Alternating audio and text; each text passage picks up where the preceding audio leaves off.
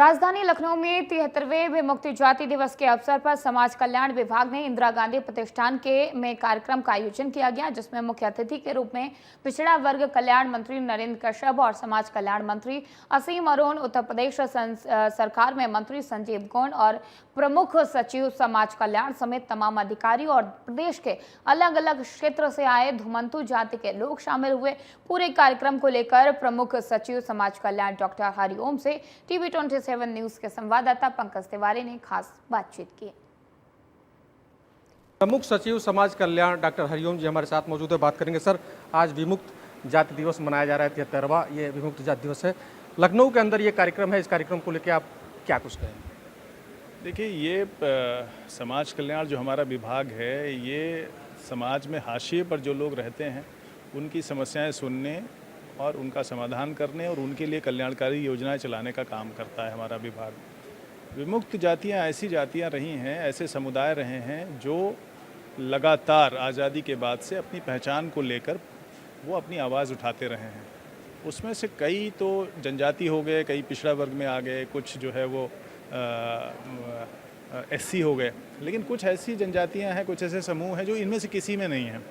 तो उनको लगता है कि वो गरीब हैं, बहुत पिछड़े हैं, शिक्षा की रोशनी उन तक नहीं पहुंची, विकास की रोशनी उन तक कम पहुंची है, तो उनको पहचान मिले और उनका विकास किया जाए। तो समाज कल्याण विभाग ये काम करता रहा है। तो आज बड़े पैमाने पर जो हमने ये प्रदेश स्तर पे एक आयोजन किया, इसमें प्रदेश के कई ज़िलों से जो घुमंतू समुदाय है उसके प्रतिनिधि यहाँ आए थे। तो उन्होंने अपनी अपनी समस्याएं रखी, हम लोग उसके समाधान की कोशिश करेंगे। काफ़ी हद तक हमारी जो योजनाएं चल रही हैं, चाहे वो शिक्षा की योजना हो, समाज कल्याण विभाग की तरफ से आश्रम पद्धति विद्यालय है, या हॉस्टल्स हैं, या स्कॉलरशिप है, आपने देखा होगा कई बच्चे उससे लाभान्वित हुए हैं। जो छूट गए हैं उनके लिए और प्रयास तेज किए जाएंगे। सर, घुमंतू जात की आपने बात की, उत्तर प्रदेश के अंदर घुमंतू जात को स्पेशली लेकर उनके आवास की व्यवस्था हो या एजुकेशन की आपने बात की, इसको लेकर के सरकार का स्पेशल फोकस क्या है, आगे की क्या कुछ कार्य योजना है? देखिए, जो सीड है, scheme for economic empowerment of DNTs, seed, ये गवर्नमेंट ऑफ इंडिया की एक जो है वो फ्लैगशिप स्कीम है, जिसमें स्पेशली जो नोमैडिक ट्राइब्स हैं, घुमंतू जातियां हैं, अर्ध घुमंतू जातियां हैं, या डीनोटिफाइड जातियां हैं, जिनको पहले क्रिमिनल ट्राइब्स कहा करते थे, उन सभी जातियों के लिए ये स्वास्थ्य, शिक्षा और रोज़गार की योजना है बेसिकली। तो उसको और गति प्रदान करने की ज़रूरत है। सर, मंच से कई लोगों ने संबोधन भी किया, अलग अलग समुदाय से आए थे लोग। उनका कहना था कि समाज में शिक्षा हो, आवास हो, इसके साथ साथ एक पहचान होनी चाहिए, आधार कार्ड तक नहीं बन पा रहा है। तो कई बार ऐसी भी खबरें आती हैं कि बाहरी जो लोग आए हैं, जो विस्थापित दूसरे देशों से आए हैं, उनका आधार कार्ड गलतफहमी में बन जाता है और अपने ही देश की इन घुमंतू जातियों का आधार कार्ड नहीं बन पा रहा है, राशन कार्ड नहीं बन पा रहा है। इसके लिए कुछ स्पेशल फोकस गवर्नमेंट का?